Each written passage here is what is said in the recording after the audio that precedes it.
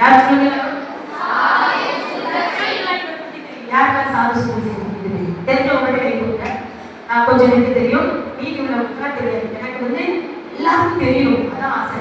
தெரிஞ்சவங்க எல்லாம் கவனிங்க, தெரியாது ரொம்ப கவனிங்க. ஓகேவா? எல்லாம் ஒரு கையை தூக்கி ஒரு அலையை சொல்லிக்க மாட்டாங்க. இது வந்து யார் அப்படின்னா சீக்கிய மதத்தை சார்ந்த ஒரு மனுஷன். சீக்கிய பஞ்சாப் மாநிலத்தில் உள்ள ராம்பூர் அப்படிங்கிற இடத்துல பிறந்தவர். சீக்கிய மதத்தை சார்ந்தவர். இவர் புனித நூல்கள் எல்லாம் கற்று பகவத்கீதை அப்படி போன்ற நூல்கள் எல்லாம் கற்று அவருக்கு அம்மா வந்து இதான் அவங்க அம்மா. அவங்க அம்மா வந்து சின்ன வயசுல நிறைய வேதங்கள் பிரேட்டிய சூசாம் அதெல்லாம் படிச்சிருக்கீங்களா? இந்த மாதிரி நிறைய இதுக்கு உபதேசங்களை அவங்களுக்கு கொடுத்து இப்ப அவனை வளர்த்தாங்க. இப்படி வளர்த்து சாப்பாடு ஊட்டும் போதும், பள்ளிக்கூடத்துல படிக்கும் போதும், வீட்டுக்கு வரும்போதும், பாடம் படிக்கும் போதும் இதே தான். இவன் எங்க படிச்சான் அப்படின்னா ஒரு மிஷன் ஸ்கூல்ல படிச்சான், முஸ்லீம் ஸ்கூல். ஏன்னா பஞ்சாப்ல மிஷனரிகள் வந்து பள்ளிக்கூடம் இருந்தாங்க, வேற பள்ளிக்கூடமே கிடையாது. அதனால இந்த மிஷனரி ஸ்கூல்ல படிச்சதுனால இவனுக்கு வந்து ஏசுவா பத்தி தெரிய ஆரம்பிச்சிச்சு. ஆனா அவன் என்ன செஞ்சிருக்கான், வீட்டுக்கு வந்து ஒரு நாள் சொல்றான், அம்மா நான் இனிமே இந்த ஸ்கூலுக்கு போக மாட்டேன். அவங்க என்ன டிராக்ஸ் எல்லாம் கொடுத்தாங்க, துண்டு பிரதி எல்லாம் கொடுத்தாங்க, அதுல ஏசுன்னு சொல்லி தெரியாத ஃபாரின் கண்ட்ரில உள்ள கடவுளை பத்தி நமக்கு சொல்றாங்க. அதனால எனக்கு அது வேண்டாம், பிடிக்கல. நான் அசைக்கு பிடிச்ச தூக்கு போட்டு டிராக்ஸ் எல்லாம் எனக்கு பிடிக்கலன்னு சொன்னாங்க. உடனே அவங்க அம்மா சொன்னாங்க, அப்பாவும் சொன்னாங்க, உனக்கு பிடிக்கலன்னா நீ விட்டுட்டா. ஆனா இந்த ஸ்கூல்ல படிக்கட்டா நமக்கு வந்து 10 கிலோமீட்டர் தள்ளி தான் ஒரு ஸ்கூல் இருக்கு, டெய்லி நடக்க முடியுமா அப்படின்னு கேட்பாங்க. உடனே அவன் சொல்லுவான், பரவாயில்ல நான் என் ஃப்ரெண்ட்ஸ் கூட சேர்ந்து 10 கிலோமீட்டர் தள்ளி போகிறேன், இதெல்லாம் நான் படிக்க மாட்டேன், எனக்கு பிடிக்கல அப்படின்னு சொல்லுவான். உடனே அப்பா கொண்டு போய் எடுத்து தெரியுமா சேர்ந்துருவாரு. எங்க ஊர் சேர்ந்துருவாரு, 10 கிலோமீட்டர் தள்ளி உள்ள ஒரு ஸ்கூல்ல சேர்ந்துருவாரு. சேர்ந்துட்டு இருக்கும்போது அவன் கொஞ்ச நாள் போனதுக்கு அப்புறம் அவனுக்கு கால் பிடிக்க ஆரம்பிச்சு. 10 கிலோமீட்டர் நடக்கணும் அப்படின்னு பஸ்ஸா ஒண்ணுங்க 10 கிலோமீட்டர் நடந்து அவன் எரிஞ்சிருவான். அப்பா மறுபடியும் அந்த பிசினஸ் ஸ்கூல்லையும் சேர்ந்துருவாரு. அங்க சேர்க்கும் போதுதான் என்ன நினைச்சு அப்படின்னு சொன்னா அவர் வந்து நிறைய காரியங்கள் வந்து ஏசுவா பத்தி அறிய ஆரம்பிக்கிறான். ஏசப்பா யாரு அப்படின்னு சொல்லி ஒரு ஃப்ரெண்டு வந்து சொல்றான். அந்த ஃப்ரெண்டு யார் அப்படின்னா அவங்களோட ஹெட்மாஸ்டருடைய பையன். இவருக்கு வெறும் ஃப்ரெண்ட் ஆயிட்டாங்க. அதே நட்பு எவ்வளவு முக்கியம். அப்ப ஹெட்மாஸ்டருடைய பையன் இவருக்கு ஃப்ரெண்ட் ஆன உடனே அது 2 பேரும் நல்லா படிப்பாங்க. 2 பேரும் படிப்பு விஷயமா பேசி பேசி ஆண்டவரை பத்தி கொஞ்சமா அறிஞ்சிட்டே இருக்கிற நேரத்துல திடீர்னு சொல்லி அவனுக்கு வந்து முழுசா அறியல, கொஞ்சம் கேட்டுட்டு இருக்காங்க. இந்த மாதிரி இருக்கும்போது திடீர்னு சொல்லி அம்மா அப்படியே அம்மா இருந்த உடனே ரொம்ப துக்கம் தாங்க முடியல. ஐயோ 14 வயசு அந்த டைம்ல அம்மா இறந்துச்சாங்களேன்னு சொல்லி அவன் அழுதுட்டு இருக்கான். அந்த துக்கத்தை வளர்க்கவே முடியல. அதுக்குள்ள அண்ணன் இறந்துட்டாங்க, அண்ணன் அண்ணனும் இறந்துட்டாங்க. யார் இருந்துச்சு? அம்மா இருந்துட்டாங்க. ரொம்ப கஷ்டம், வேதனையே இருக்கான். அப்பாவுக்கு தாங்கவே முடியல. என்ன பண்ண இல்லை கடவுளே கூப்பிட்டு மாட்டாங்க. ஐயோ இந்த துக்கத்தை தாங்க முடியலன்னு சொல்லி அழுது புலம்பி அவன் என்ன செய்யலாம் அப்படின்னு சொல்லிட்டு ஒரு நாள் என்ன பண்றான் தெரியுமா? காலையிலே அவர் ராத்திரி ஃபுல்லா தூங்கவே இல்லை, காலையிலே தூங்கல. அப்படியே சொல்லிட்டு இருக்கான், கடவுளே நாங்கள் என்ன வேதங்கள் படிச்சோம், ஏன் இப்படி நினைச்சு எங்களுக்கு உண்மை தேவன் யாருக்கு தெரியும், தெரிஞ்சா நான் அந்த உண்மை தேவத்தை வணங்குவேன், இல்லட்டா நான் தற்கொலை பண்ணி சாக போறேன். வீட்டுக்கு பின்னால ஒரு ட்ரெயின் போகும், 5 மணிக்கு லூதியானா எக்ஸ்பிரஸ் வரும், அதுல வந்து செத்துருவேன் சொல்லி ஃபுல்லா சொல்லிட்டே கிடக்கான். ஜெபம் ஜெபம் ஜெபம், கடவுளே உண்மை கடவுள், நான் சொல்றது எல்லாம் உண்மையா நடக்கிறது சொல்லியிருக்கேன், யார் அங்க பார்க்காதீங்க. அந்த உண்மையான கடவுள் யார், அப்படி உண்மையான கடவுள் யார் எனக்கு சொல்லும். சீக்கிரம் வந்து சாது சுந்தசி கேட்கிறாரு, சுந்தசி கேட்கிறாரு, எனக்கு சொல்லு, இல்லைன்னா நான் ரயில வந்து செத்துருவேன் சொல்லி ரோடிட்டே இருக்காரு. மணி 2, 3, 4 ஆயிடுச்சு. கடவுளை எனக்கு வெளிப்படல, எனக்கு மரணம் தான், அம்மா இல்ல, அண்ணன் இல்ல, அப்பா இன்னொரு அண்ணன், அவ்வளவுதான், என்ன செய்யலாம்னு சொல்லிட்டு கரெக்டா 4 மணி தாண்டி வரும்போது அவர் ரூம்ல ஒரு பயங்கரமான வெளிச்சம். வெளிச்சம், அந்த வெளிச்சத்தை பார்த்தா சிலுவையில் தொங்கின இயேசு கிறிஸ்து தேவர். அவர் சொல்றாரு, நீ ஏன் சாகணும், உனக்காக நான் மறிச்சிருக்கேன், நான் தான் உனக்காக வந்தேன், இயேசு கிறிஸ்து அப்படின்னு சொல்லி தன்னை வெளிப்படுத்துறாரு. நீ எனக்காக உலகம் முழுவதும் என் வேலையை செய்யணும், உன்னை நான் தெரிந்தெடுத்திருக்கிறேன், நான் தான் உன்னுடைய கடவுள் அப்படின்னு சொல்லி ஆண்டவர் வெளிப்படுத்துறாரு. வெளிப்படுத்தோட அவன் பார்த்தான், ஓ இது என் ஃப்ரெண்டு சொன்னேன், நான் வெளிநாட்டு கடவுள் நினைச்சேன், உடுப்புல இருந்து நீ இங்க கடவுளா அப்படின்னு சொல்லி அவன் வந்து யோசிச்சுட்டே இருக்கும்போது ஆண்டவர் சில விஷயத்தை சொல்லிட்டு அப்படியே போயிட்டாரு. உடனே ஓடுறான், அப்பா எனக்கு இயேசு அப்படின்னு காட்சி கொடுத்தாரு, அவர் தான் உண்மையான தெய்வமா, நான் பார்த்துட்டேன், நான் கண்ணால பார்த்தேன், நான் கிட்ட போய் பார்த்தேன், தொட்டு பார்த்தேன், இயேசு தான் கடவுளா அப்படின்னு சொல்லி அவன் வந்து ரொம்ப அப்படியே அப்படவே சொல்லிட்டே இருப்பான். அப்பா ஏதோ ஒன்று கண்டிருக்கான் கடவுள் அப்படின்னு சொல்லி, ஏதோ கடவுள் கண்டிருக்கான் அப்படின்னு சொல்லி அவர் வந்து கேர்ஃபுல்லா அந்த கேரை எடுத்துட்டு உடனே என்ன பண்ணிட்டாரு, சரி போய் தூங்கு அப்படின்னு சொல்லி அதை இன்சல்ட் பண்ணி அப்படியே இந்த மாதிரி இருக்கும்போது அவன் சொன்னா, இல்ல இல்ல இல்ல நான் இயேசுவை பத்தி சொல்லாம இருக்க மாட்டேன்னு சொல்லி அந்த போய் 14 வயசு அந்த வயசு தான் ஆகுது, போய் எல்லாரும் போய் சொல்றான், நான் இயேசுவை பார்த்தேன், அவன் தான் உண்மையான கடவுள் அப்படின்னு சொல்லிட்டே இருக்கான். அப்பாவுக்கு கோவம் வந்துச்சு, அடிச்சு இவனை அடி அடி நடிச்சு இவ்வளவு நாள் செல்லப்படியா வச்சிருந்தாரு, இப்போ ஏசு ஏசு சொல்லிருக்கான்னு சொல்லி அடிச்சு நீ சும்மா வாயை மூடிட்டு இல்லட்டா நான் உன்னை என்ன பண்ணேன்னு தெரியாது அப்படின்னு சொல்லி கோவப்பட்டு ரொம்ப திட்டிடுவாரு, திட்டி பேசிடுவாரு. அதுக்கப்புறமே நீங்க வீட்டுல இருக்க கூடாதுன்னு சொல்லி மாமா வீட்டுக்கு அனுப்பி விட்டுருவாரு. யார் வீட்டுக்கு? மாமா வீட்டுக்கு. ஆமா அம்மாவுக்கு தம்பி வீட்டுக்கு அவரு கூட்டிட்டு போவார். கூட்டிட்டு போய் என்ன சொல்றாரு தெரியுமா, இந்த மாதிரி ஏசுதான் சொல்லக்கூடாது அப்பா அப்படின்னு சொல்லி பாதாள அறைக்கு கொண்டு போவாங்க. ஒரு சீக்ரெட் ரூம் பாதாள அறை. அந்த பாதாள அறைக்குள்ள போனா இவனுக்கு பாதாள அறை இருக்குன்னே தெரியாது. உள்ள போய் பார்த்தா தங்க கட்டி, ஏகப்பட்ட தங்கம், வெள்ளி நாணயம், துட்டு, ரூபாய் சொல்லுவாங்க நாணயங்கள், தங்க நாணயங்கள், நகை, வைரம், பெட்டி பெட்டியா இருக்குது. இது கோடீஸ்வரன் போல எல்லாம் காட்சி சொல்றாரு. பாரு இதெல்லாம் நான் உனக்கு தான் தர போறேன், இவருக்கு ஒரே ஒரு பொண்ணு தான் இருக்கு, அவ பெரிய பிள்ளைய வாங்கி உனக்கு தான் நான் கல்யாணம் பண்ணி கொடுப்பேன், இந்த சொத்துக்கு அதிபதி நீ தான், இதெல்லாம் எடுத்துக்கோ அப்படின்னு சொல்றாரு. உடனே அவன் சொல்லுவான், அப்படின்னு அப்போ ஒரு குறிப்பிட்ட வயசு, சின்ன வயசு தானே, வேண்டாம் நீங்களும் இந்த வயசுல 14 வயசுல யாருல இருக்கீங்க கை தூக்க, 14 15 16 வயசுல இருக்கிறவங்க கை தூக்க பார்க்கலாம். இந்த வயசுல வேண்டாம், எனக்கு தங்க வேண்டாம், பொண்ணு வேண்டாம், ஏசப்பா வேணும்னு சொல்லி வேண்டாம்னு சொல்லிட்டு அவன் வந்து வந்த உடனே டீச்சர்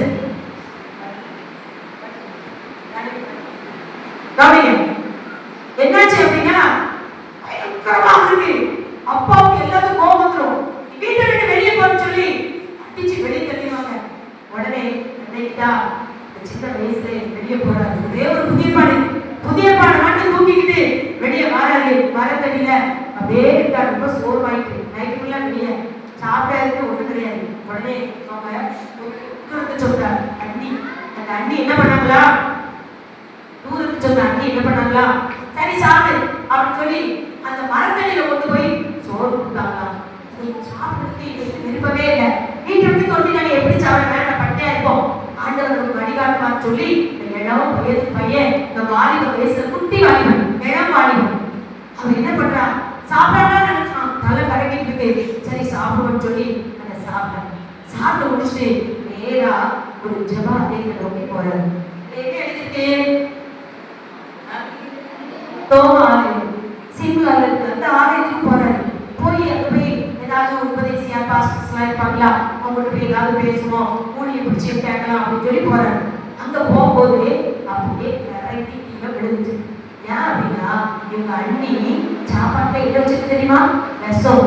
ஏன்னா இந்த நம்ம கடவுளுக்கு வேற கடவுளுக்கு தான் கொள்ளலாம் அப்படின்னு அவங்களுக்கு ஒரு பெரிய பெருமை, இப்படி கொண்டுட்டா நம்ம சொத்துக்கு போயிடலாம், அந்த இதுல அவங்க கொள்றதுக்கு பார்த்துருக்காங்க. கடைசியில இவர் மயங்கி குணமும் அந்த பாஸ்டர்ஸ்லாம் இருப்பாங்கல்ல, அவங்கெல்லாம் வந்து என்னாச்சு என்ன பிரச்சனைன்னு சொல்லி ஏற்கனவே மிஷனரி டாக்டர்ஸ்லாம் இருக்காங்க, ஓடி வந்து அவங்க பார்க்கும்போது சொன்னாங்க, நோ நோ சான்ஸ், செத்துட்டாரு, இனிமே அவர் படிக்க முடியாது சொன்ன அவருக்கு சப்போர்ட்டுக்கு உதவியாளர் இருப்பாங்க தெரியுமா, அவங்களுக்கு பேர் என்ன ஹாஸ்பிட்டல் டாக்டர்ஸ்க்கு சப்போர்ட்டா இருப்பாங்கல்ல, கமௌண்டர் நர்சஸ் இருப்பாங்க, கமௌண்டர் வந்து பாக்குறாரு, வாய்ப்பே இல்லப்பா இவரெல்லாம் செத்துவாங்க பையன் அப்படின்னு சொல்லிட்டு ஹெல்ப்பே யாரும் பண்ணல, ஏன்னா முடிஞ்சு போச்சு, மருந்து கிளம்புக்கு செக் பண்ணி பார்த்துட்டு எல்லாரும் அவங்க பாட்டு போயிடுவாங்க.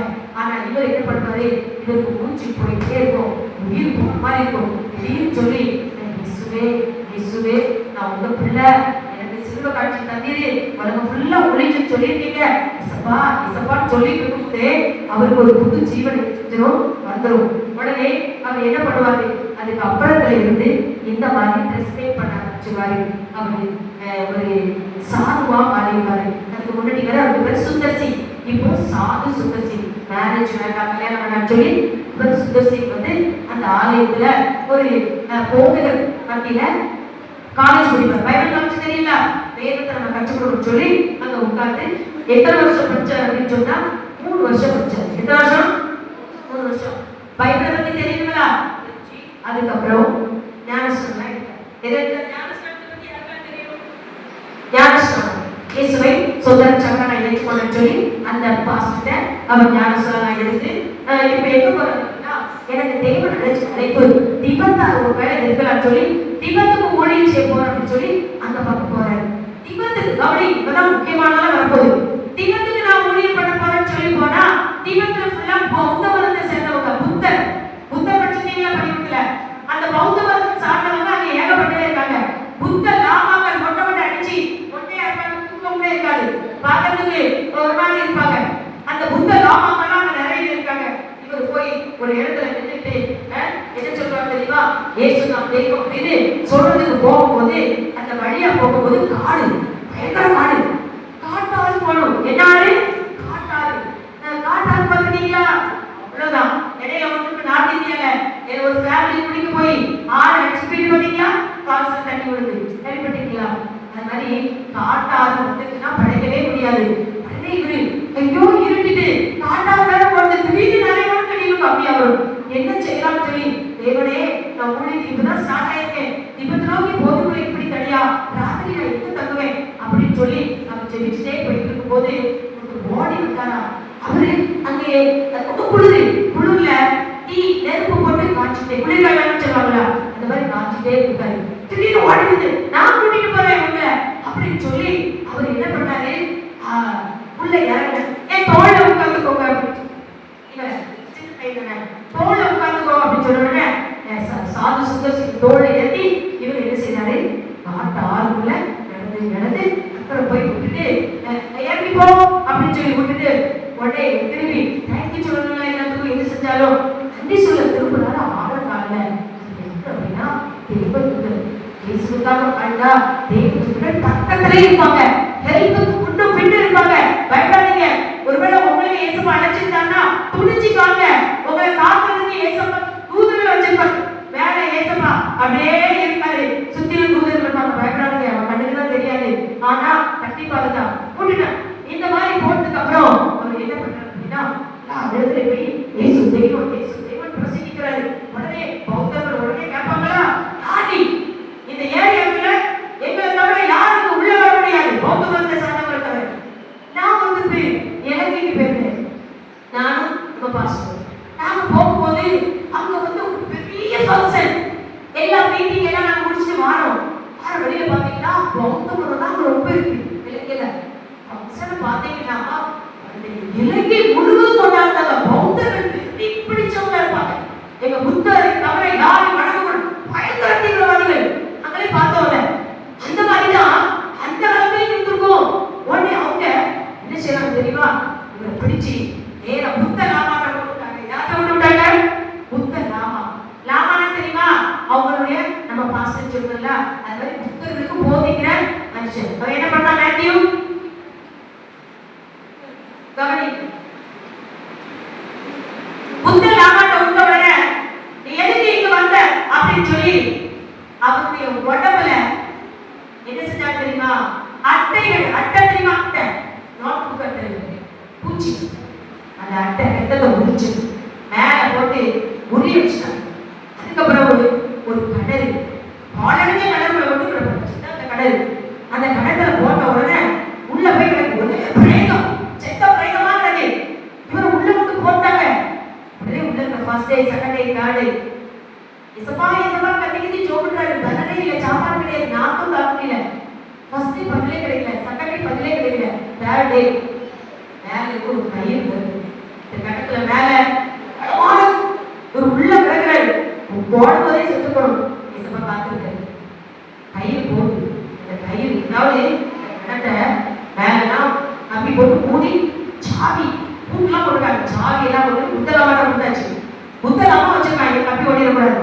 கடைசியில 3ஆவது நாள் பார்த்தா அந்த இது கயிறு போய் கையில் என்ன செய்யுது மேல வருது.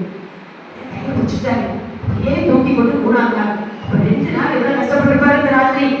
எல்லாம் அதுக்குள்ள உட்காந்துக்கணும். வெளியே வந்துட்டாரு சாது சுந்தர் சிங்.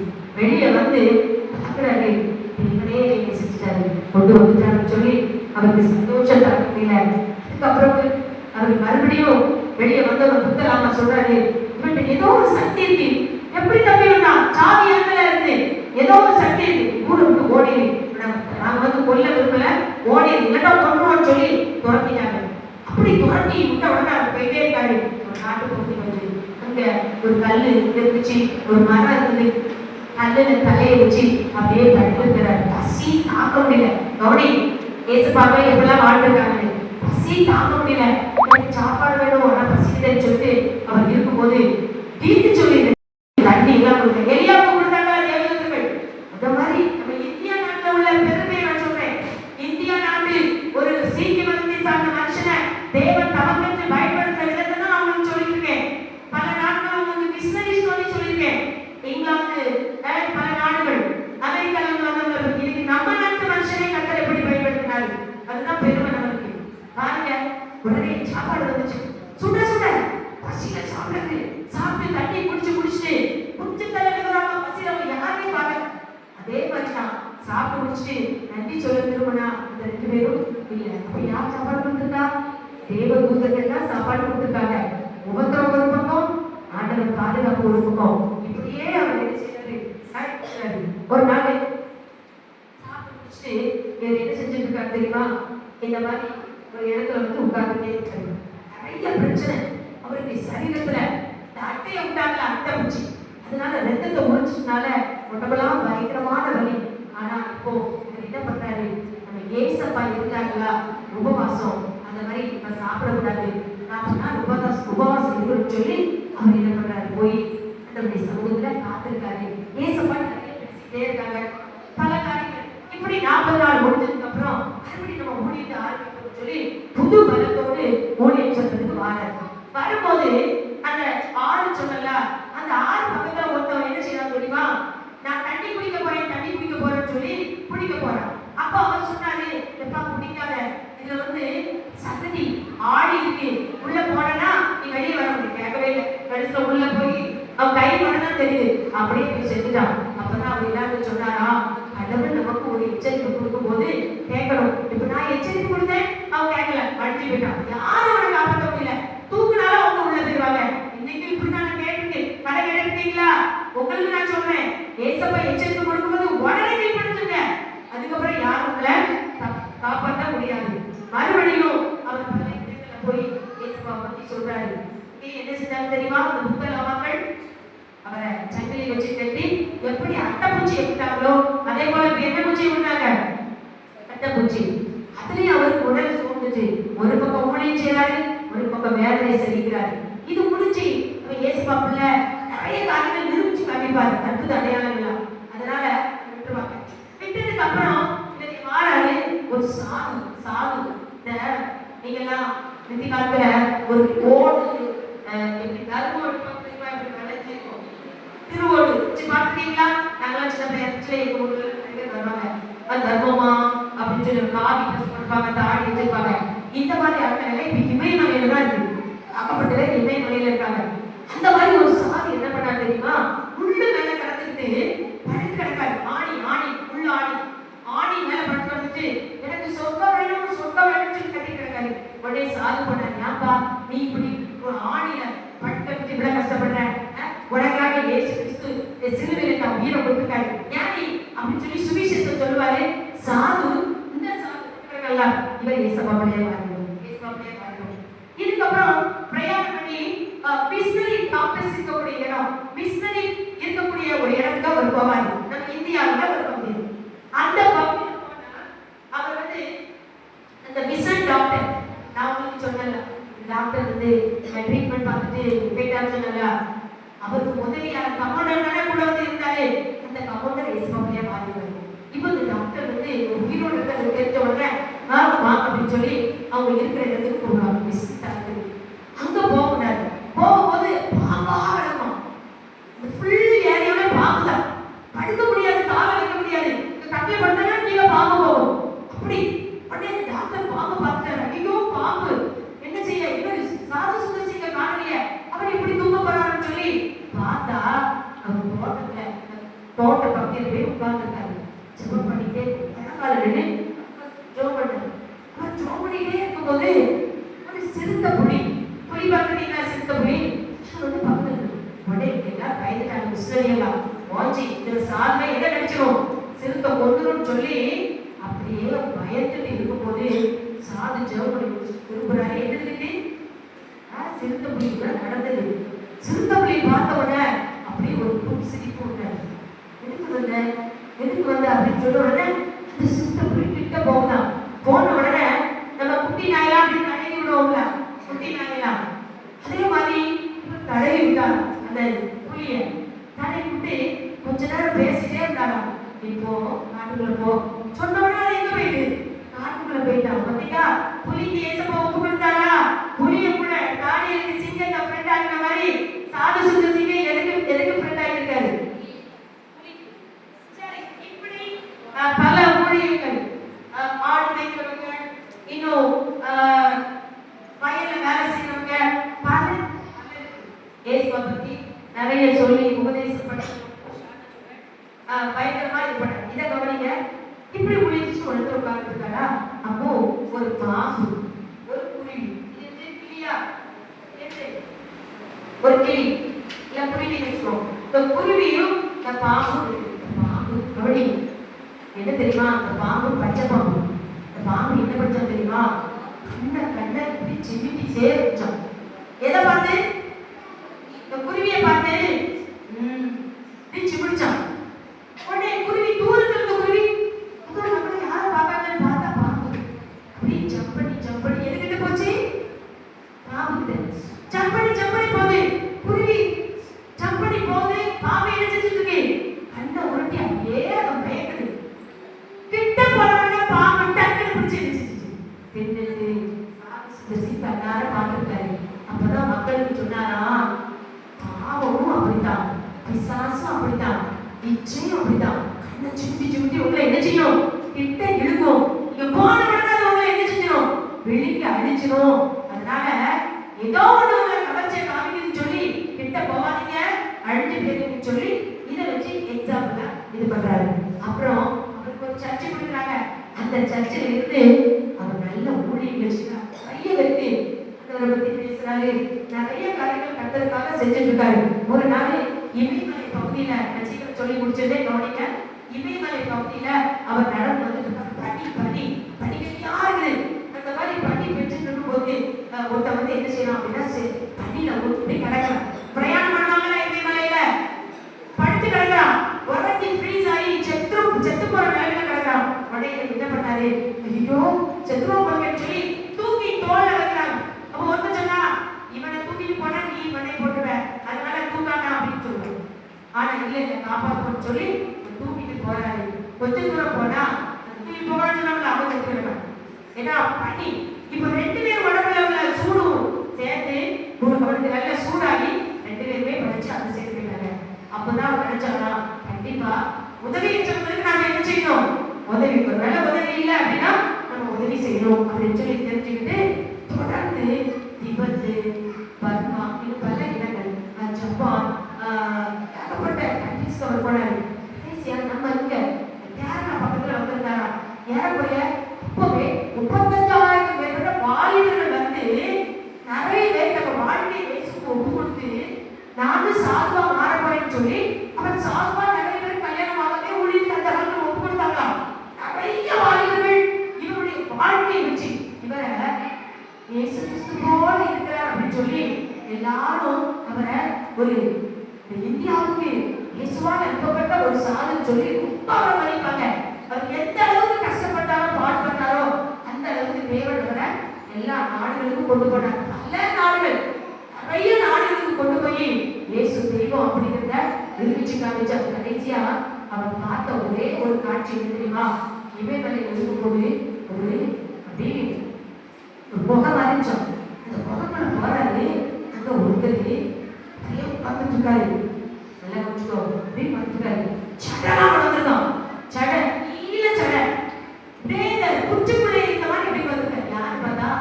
அவர் பேர் மகரிஷி. இதெல்லாம் உங்களுக்கு தெரியாது, சொல்றது கவனிச்சுக்கோங்க. மகரிஷி.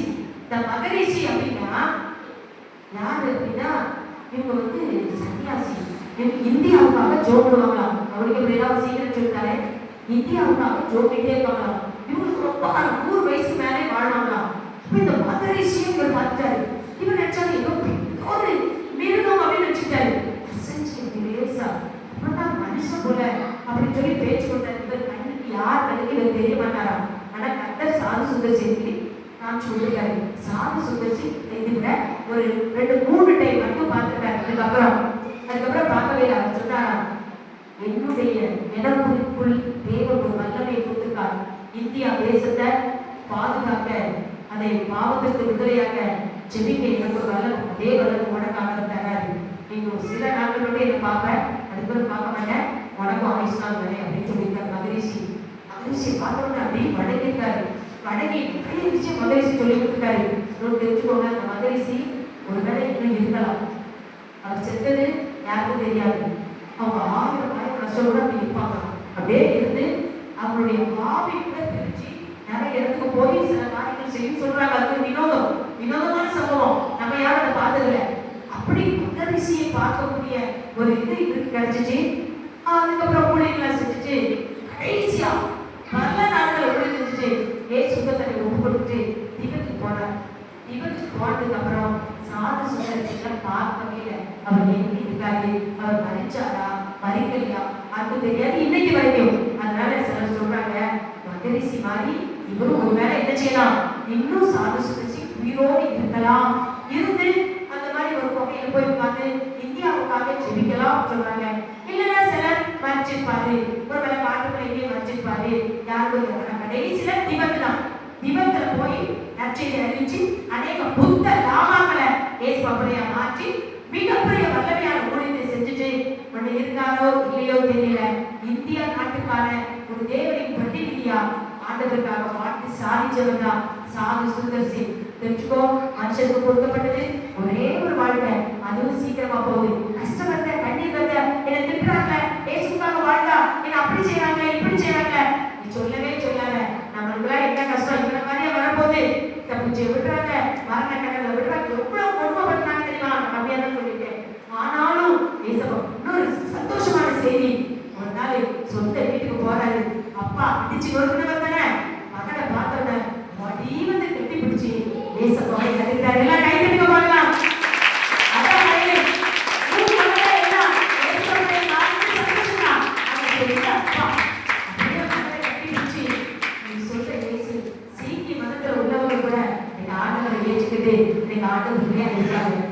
தெரிஞ்சுக்கோங்க, பிபிசி வந்திருக்கிற நீங்க சீரியஸா சொல்றேன், கவனிச்சுக்கோ. ஒன்னே கர்த்தர் சாது சுந்தர்சிங் மாதிரி கேட்டாலும் எப்படியோ ஒரு அழைப்பை உனக்கு வச்சிருக்காரு. அந்த அழைப்பை ஏற்றுக்கொண்டு நீ அவருக்காக வாழ்ந்தா கண்டிப்பா உனக்கு ஒரு பெரிய மரியாதை, ஒரு பெரிய மகிமை, ஒரு பெரிய மேன்மைய ஏசப்பா உனக்கு நினைச்சுவார். யாரெல்லாம் நானும் கர்த்தருக்காக வாழ அர்ப்பணிக்கிறேன், உலகத்துக்காகவோ இந்த உலகத்தில் உள்ள கேவலமான காரியங்களுக்காகவோ இச்சைகளுக்காகவோ சில வந்து எப்ப பார்த்தாலும் ட்ரெஸ் பண்றது, மேக்கப் பண்றது, தலையை அப்படி பண்றது இப்படி பண்றது, இப்படி வாழ்க்கை ஓடிட்டே இருக்கு. சிலருக்கு தங்கள் வயிறு. இன்னொன்னு சொன்னேன், இவருக்கு பணம் யார் கையில கொடுத்தா வாங்கவே மாட்டாரு. ரயில் டிக்கெட் தானே, ரயில்ல பயன்படுவார் இல்லை நடந்து பயன்படுவார். டிக்கெட்டுக்கு மட்டும் கையில வச்சிருப்பார், டிக்கெட் மட்டும் கையில வைப்பார், பணத்தை வைக்க மாட்டாரு. பணம் கப்பல் பண்ணி கொடுத்தா ரயில்ல போகும்போது ஜன்னல் வழியா கூட போட்டுருவாங்க. தெரிஞ்சுக்கோங்க, பண பைக்கு இருக்கிறதே இருக்கீங்க, பண பைக்கு செஞ்சா பணம் வந்துருமா, இதை செஞ்சா பணம் வந்துருமா, அப்படி செஞ்சா பணம் வந்துருமா, பணம் பணம்.